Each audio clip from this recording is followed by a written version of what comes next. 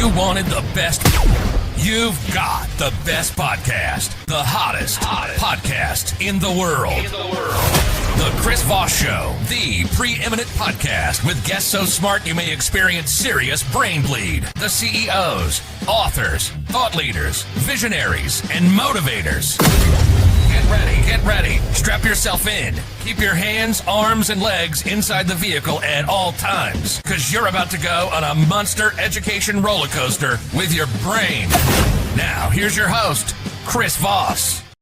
Hi, folks. Chris Voss here from thechrisvossshow.com.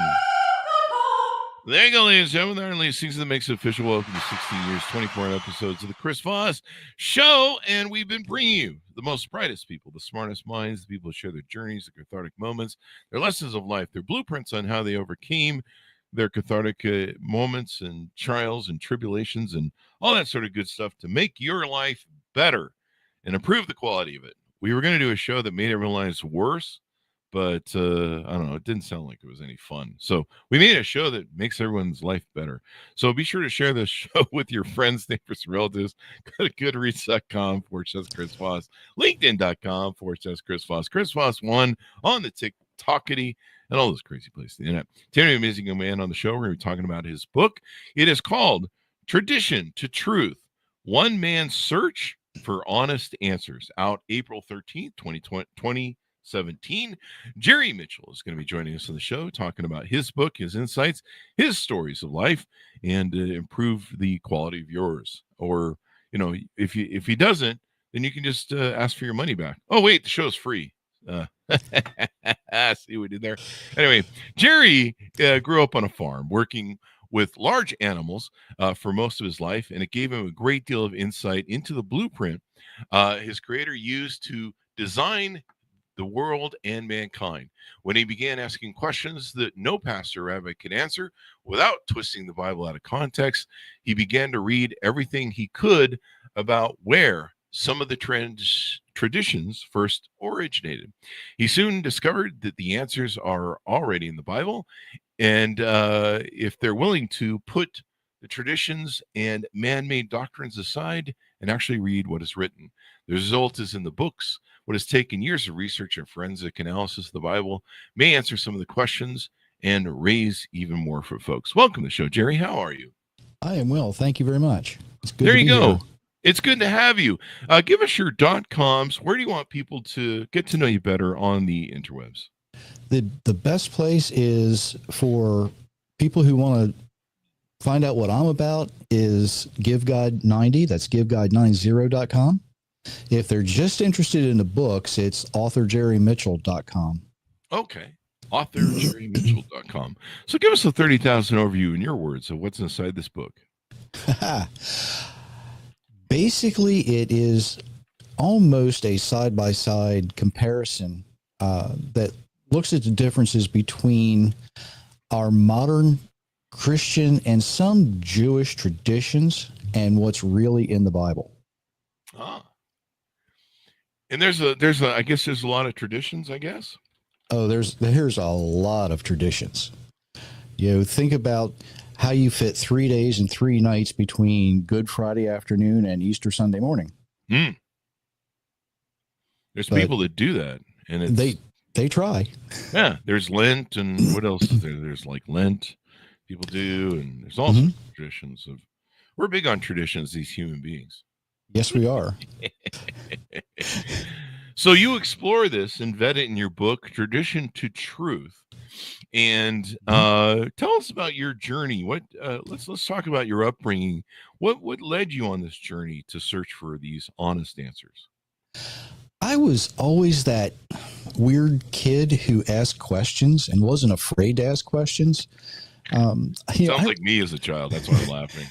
You know, I remember sitting in Sunday school coloring a picture, and you know, it was 2 angels, and of course they had wings. And I looked up at the Sunday school teacher, who happened to be my mother, and I said, "Do all angels have wings?" And she looked at me and said, "Well, of course they do. Everybody knows that." Oh, so you know, time goes on, and I learned. You know, I was like 5 or 6 years old at that point, but you know, time goes on, and I learned a little bit more, and I'm thinking, wait a minute, how do you get 3 days and 3 nights between Good Friday and Sunday morning?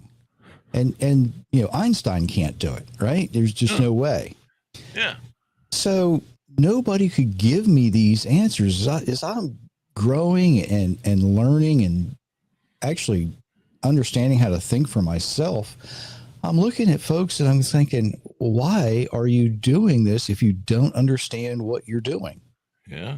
So, I just kind of did what everybody does. I kind of let it fall into the background for a little while. But when I really got serious about it and started looking at these things, it was like, hang on, I've been doing this stuff all my life. And it actually, some of the things we do actually conflict with what's in the Bible. Why would we want to do that? Yeah. So, that's kind of how I came about. I was just dumb enough to keep asking questions. Well, I mean, that's how we learn. That's how we learn stuff, right? That's how we master things. We ask questions and go, what's going on here, eh? I was that way in growing up in religion, where I was constantly asking the questions and they'd just say, shut up. You just have to have faith. And I'm like, I don't know. I mean, it sounds like a good idea there, buddy, but it doesn't work for me. I need these questions answered. And there were a lot of conflicts I would see in religion, where stuff didn't make sense. And I'm like, I just needed to make, I guess I had logic or something as a young person, but I was a pretty dumb kid, I always thought. But anyway, that's another story. But so when did you start sitting down and start really writing and pondering this and setting this up for a book? Well, I worked with primarily large animal reproduction most of my life. And when my parents were beginning to fail, we moved back to the town I grew up in. And fortunately had enough time to be able to really sit down and start doing the research, start looking at things, and I wasn't satisfied with what a lot of people are. They'll watch, the YouTube videos and think, well, that's got to be the answer. I was more in depth. A lot of people, when they look at the Bible, they will study it philosophically, and that's great. That's great. I take a more mechanical approach, or what I call forensic approach. And I think that comes from all the years I spent, when you're working with animals and you're working on a farm, working in agriculture, you learn how to work on things, right? Yeah. If I could take it apart and put it back together, I had it made. And I thought, well, if I can take the Bible apart and put it back together in a way that makes sense, and I can find out where all the parts are, then I should be able to come up with something that actually works. Because, let's face it, the Bible's full of prophecy, but it's not in chronological order. Yeah. So you have to be able to dig through the language, the culture, and the history to figure out what is being spoken about or what's being written about and when it's being written. So, I say, it's kind of like a forensic scientist who goes to a crime scene and they're looking for clues. Well, you can do the same thing with literature, and you can especially do it with the Bible. It is, I can't remember who said it, but they said it was the greatest hyperlinked book in all of history. And it really is. Because there's, if you have a cross-reference, it'll give you a few cross-references. But if you dig into the original language and the original writings, the cross-references go much, much farther. I bet. Has anyone ever taken the Bible and done, how they do in like some books? They do like a lot of notes and cross-references and, the details you find them like on the bottom of the page. Has anyone ever done that? Oh, yeah. A lot of people have done it. The unfortunate thing is they try to force our traditions into what's there. Or they'll take a point of view from a certain Christian denomination and they'll try to make it fit. And it doesn't always fit. If we simply, well, my wife likes to say, just read the words that are there. There you go. Most of the time, even in English, it works, depending on the translation you're reading. But if you just read what's written, and you take off the filter of tradition, you take off the filter of denominational doctrine, you get a much, much, much different picture of what's actually there than what we see in the movies, what we might hear from the pulpits on Sunday mornings. We want people to read the book and buy it. So I like to just tease out stuff. So if we're going too far, let me know. But did you find that a lot of the traditions that we think are in the Bible, or we do the tradition a certain way because we think it's what the Bible is applicable to? Do you find that a lot of them are kind of incorrect? Yeah, I do. Wow. When we think about, and I'll go back to Good Friday for now. Okay. But if we look at that, one of the things Jesus said is the only sign you get is a sign of the prophet Jonah. Just as the prophet Jonah was in the belly of the fish for 3 days and 3 nights, so the Son of Man must be in the heart of the earth for 3 days and 3 nights. Yeah. So that was after he's crucified, right? Jesus? No, that was before he was crucified. Oh, I was when he said that 3 days was about the thing. Well, this explains some things. But he said that before he was crucified so that the people would know 3 days and 3 nights. Oh, okay. So you start looking and you think, I know the answer's here. Where am I going to find it? And where I found the answer was in one of the craziest places, because people use Daniel for end time prophecy. They think everything that the angel Gabriel told Daniel is all about, eschatological end time stuff. And it's not. One of the things that Gabriel told Daniel was that, there would be an event that would cause the sacrifices and the oblations to cease. Well, there's only one event in history actually 2, but only one event in history caused by one person. And that was the death on the cross. Now, you could argue that when, the Romans destroyed the temple in around 68 or 70 AD, that also, put an end to it.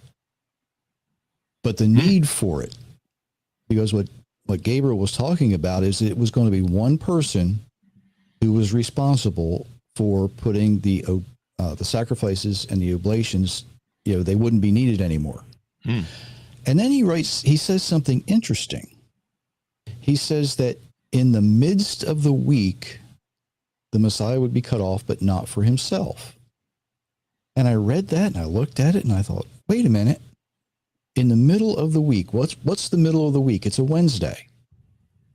So if you put the crucifixion on a Wednesday afternoon, then you can count 3 days and 3 nights from Wednesday afternoon until late Saturday afternoon.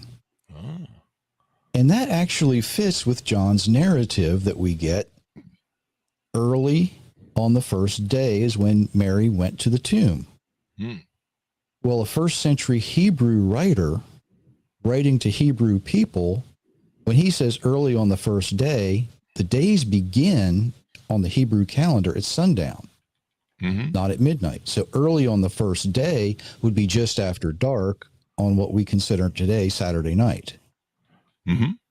Makes absolute sense when you put it in context of who's writing, who's reading, and the culture they live in. Wow. There you go. Finding out. Yeah. So was the Bible put out of context or out of order when dates and times and stuff like that? Some of it was, yes. And some of it was for a reason. The bigger problem is after the original writers, well, let me back up for a second. The Old Testament, what we consider the Old Testament, was actually put in the Hebrew order by Nehemiah and Ezra. When the Council of Nicaea met, they rearranged the Old Testament order. So that kind of gives us some chronological problems there. Yeah.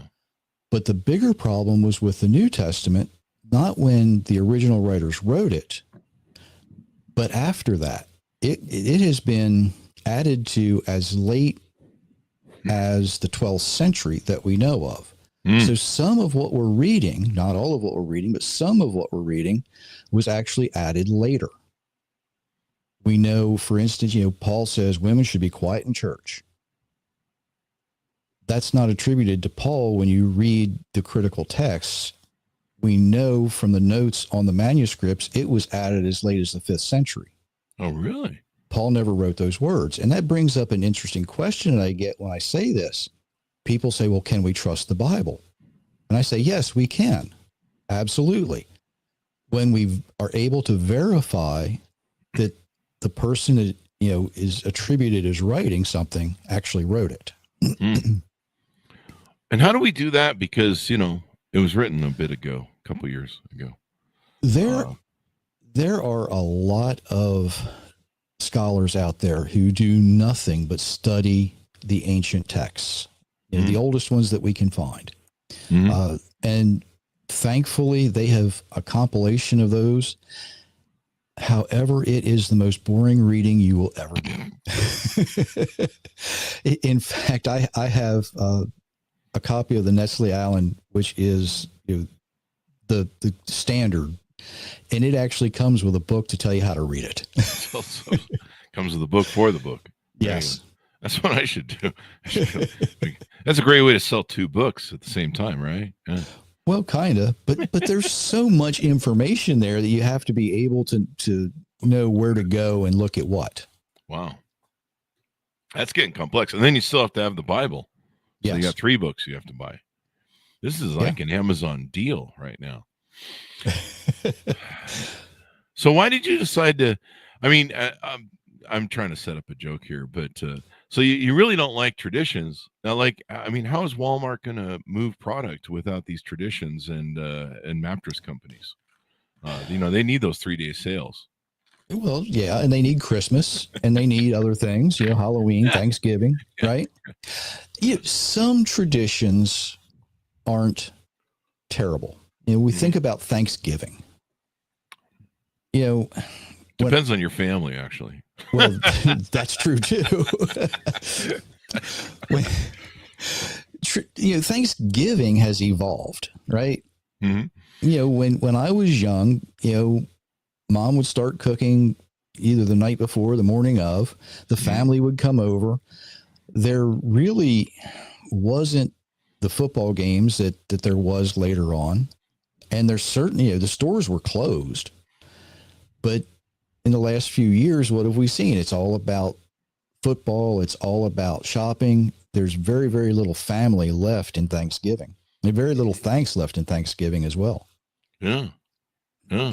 And people are pretty, it just seems like everything's really commercial now with commercials and it is money making and money changers. And, it's not, you don't really celebrate, Thanksgiving anymore. You just fight with Uncle Doug over politics and then you eat some turkey and pass out or something. Pretty much.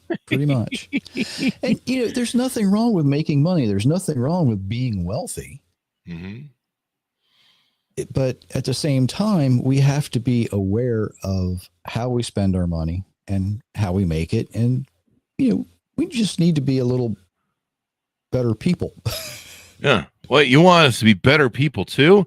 What kind of rigmarole are you trying to run here, man? Jeez, what do you want from us? And, a lot of times we hear, oh, I'm only human. Well, let's go back to Genesis on that, because we might be only human, but we are made in the image of our Creator. Well, you must have been really good looking, because I am. Now, I've always said I have a face for radio. So do I. Have a face for radio and a voice for print. One of the two. Yep. Actually, I have a pretty good voice. It's the one thing they gave me. They're like, make him ugly as hell, but give him a good voice so he can do a podcast. He can survive on that. Well, You got to get something from the Angles. So you take on these traditions. Do you think that we should change these traditions? Do we need to look at some of them and be like, hey, we need to make this a 1-day thing instead of a 3-day thing? And, Walmart's just going to have to deal with selling mattresses in 1 day instead of 3. Well, yeah, there are some traditions that are harmless. I've, as you can imagine, I've spoken in a lot of churches, been to a lot of churches, and a lot of churches, when they take up their offering, they will stand and sing the doxology. There's nothing wrong with that. But I've also been there when, the pastor's been running a little late. So he says, we're not going to sing the doxology today. And when they don't do it, everybody looks around like, is the roof going to fall in? Oh, yeah. There's nothing wrong with that. There's nothing wrong with doing that. But when we have a tradition or a doctrine that absolutely conflicts with the Bible, we might want to examine that and say, we might want to change some of the things we're doing. Yeah. Because, if it doesn't make any sense, that might help people with faith, right? Because people that ask questions like you and I, when they're young, they might, they might want to know better as to what's going on there, right? Oh, absolutely. I know a lot of people who have sat on a church pew for all their lives, and they know their Bible, and they hear some things coming out of the pulpit that might not go along with that, and they think to themselves, well, this pastor, he's been to seminary, he's been to Bible college, he's got all these degrees. He must be smarter than I am. What am I missing? And sometimes it's not what they're missing. They might be the ones who are correct in the situation, but the pastor, instead of preaching Bible, is now preaching denominational doctrine or legend or tradition. My wife's father, when he was alive, was a Southern Baptist pastor. And one of the conversations we had once, he said, well, it's not really in the Bible, but we believe. Oh. And wait a minute. Why would you profess to preach the Bible? Why, if something's not there, would you believe it? It stopped making sense to me right there. Yeah. You're like, what is this? Yeah. That would definitely do it, though. Yeah. And unfortunately, there's a lot of people like that. There's a huge number of people like that. So what has your relationship been with religion? Do you I know you mentioned, I'll pull this joke again. I'll round it about. I know you mentioned you work with large animal breeding, I think is what you said. Reproduction is what you said. Yes. That's what my girlfriends call it when I want some bedroom fun. I'm a very large guy, eating wise. Anyway, so I imagine that wasn't that kind of stuff. What was it? And have you been pondering this for a long time? You've been following this. You've been, tell us, what kind of led up to the book and finally made you have that aha moment that went, I'm going to write this down. Well, actually, I blame my wife for me writing the book. That's good. Because she made the comment, you know all these things now. What are you going to do with it? I'm like, I don't know. She's like, well, why don't you write a book? Me, my poor English teachers would be, spinning in their grave, if they knew I'd written a book. But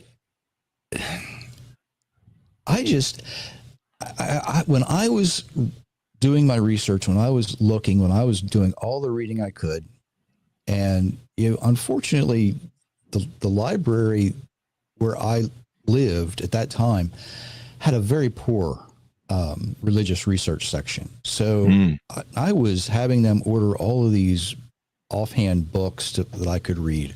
And they're like, what are you doing? But I would, I'd spend hours, sleepless nights reading through this stuff and trying to figure out what went together.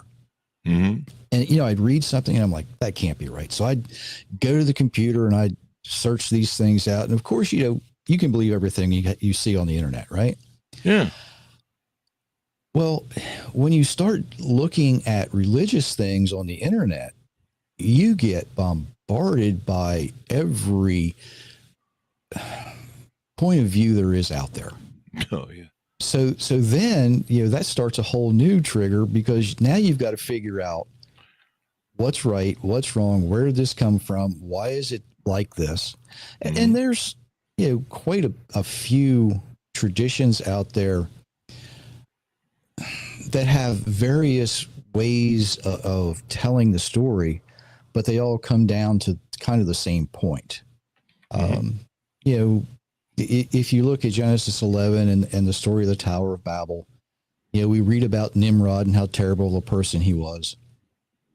And, one of the compilation of the traditions is that, Nimrod was treated like a god.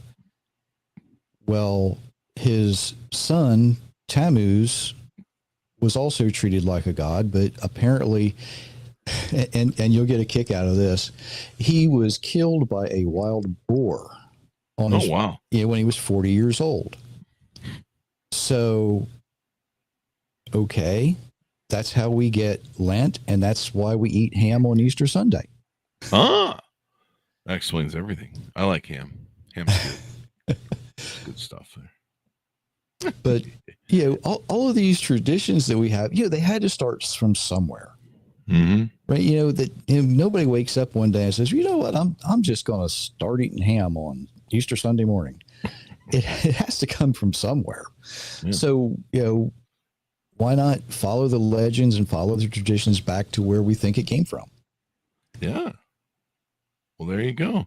I like the idea and concept behind it because, the more we can attach, like the Mormon Church has a real problem where they have trouble with the what is it? They have trouble with the the data and the facts and stuff, because there's a lot that doesn't match up. And so a lot of people leave the religion because they're like, I don't know how this works, and yada, yada, yada. So, it's kind of interesting how the whole thing operates. When Traditions of Truth came out, I started getting questions. Mm-hmm. And one of the main topic of questions was marriage and divorce. Mm. Because, unfortunately, the modern Christian church, they don't always see things the way people see things. Mm-hmm. And there are certain denominations out there who say, divorce is bad no matter what. Well, if divorce is so bad, why are there provisions given in the Bible for it? Mm.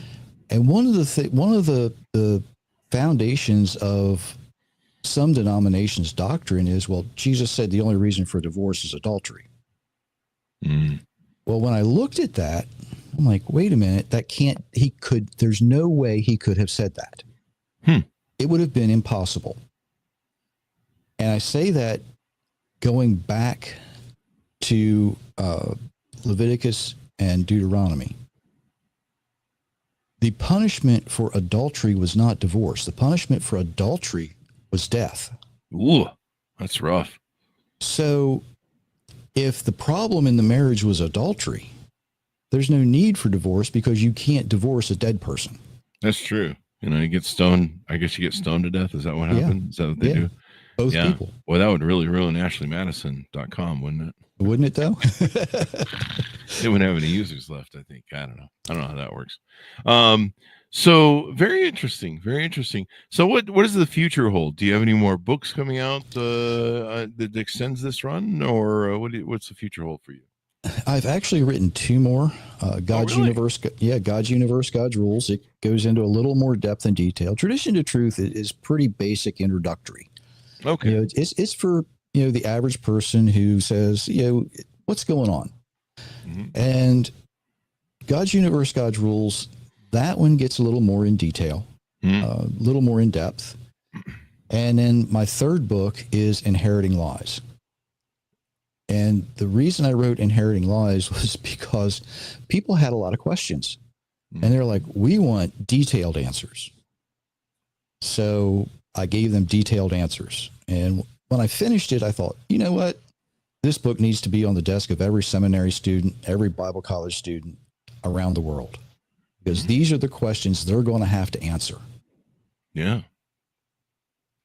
Most definitely. So when do these books launch? Are they on Amazon yet at pre-sale, or what's the plan? They are on Amazon. They were republished last fall. Okay. So they are available. Okay. So people can order them up now and dig into them. And would you say they're kind of like a continuation, like they're part of a series of these books? Not really. Okay. Because they look at different points of view. You know, Tradition and Truth being very introductory, answers a few questions. God's Universe, God's Rules deals more with biblical authority. You know, do we hold our ideas up to the Bible, or do we hold the Bible up to our ideas? That kind of thing. Oh, okay. You know, and I do spend some time with creation and evolution in that one as well, and look at it. And of course, here's a little rabbit trail for you. Me being involved with large animal reproduction most of my life, reproduction basically denies evolution. Because evolution says, you know, we crawled out of the primordial swamp, right? Well, okay, that's for me. Great. It was the back of a Denny's. Yeah. No, I just had to do that joke. well, that's great for, you know, Denny's. one particular species, or one thing of one species, but reproduction says you've got to have two at the same time. Yeah. You know, it doesn't do you any good to have a male rabbit born, you know, 1 million years before a female rabbit, because there's no reproduction at that point. Yeah. It's pretty lonely. Pretty lonely. A lot of Playboy magazine at that point. Yeah, absolutely. So, you know, reproduction basically denies evolution in itself. Yeah. But I can just see the animal. Thing, he's like sitting there going, any millennial now, the female should come along, eh? Yeah. Right. There you go. But, and then of course, Inheriting Lies, you know, I look at the Trinity, I look at all kinds of things, you know, answer the question, is Jesus the Messiah? You know, for the answer to that, you have to buy the book though. Yeah, gotta buy the book, folks. I love the roundabout. You brought a full circle and brought the plug right in there. So on your website, do you do any consulting, any advising, any coaching right now? Any plans in the future? Not on the website. I do when people contact me directly, I will answer their questions and I will give them a little bit of guidance. I don't claim to be, you know, a pastor. I don't claim to be a counselor. I don't claim to be anything other than a Bible teacher who can hopefully help you, you know, live a better life. And as I like to say, live the way that our Creator designed us to live. There you go. There you go. Well, anything more we need to know, Jerry, as we go out? Not that I'm aware of. I think you have pretty much covered it. Yeah, pretty good. And you got 3 books out there, so people can order them all, check them out. Are they like the other book where you got to have one of the books to read the other 2? Not really, no. I thought that was so interesting that there's a book on how to read another book. That's funny. There is. Yeah, it's wild. Well, thank you very much, Jerry, for coming on the show. We really appreciate it. Thank you for having me. I appreciate it as well. Thank you. Thanks for sharing your journey as well. Folks, order up the book so you can find out all the secrets we didn't talk about. Tradition to Truth, one man's search for honest answers, and out April 13th, 2017. I'm not sure Amazon's going to appreciate not having more sales days if we change things, but that's their problem. I mean, Jeff Bezos just got married. He's got more problems coming than he knows. Anyway, guys, That's for sure. thanks so much for tuning. The jokes on today's show. Don't write me, folks. Anyway, guys, thanks for tuning in. Go to goodreads.com / Chris Voss, LinkedIn.com / Chris Voss. Chris Voss on the TikTok and all those crazy places on the internet. Be good to each other. Stay safe. We'll see you next time.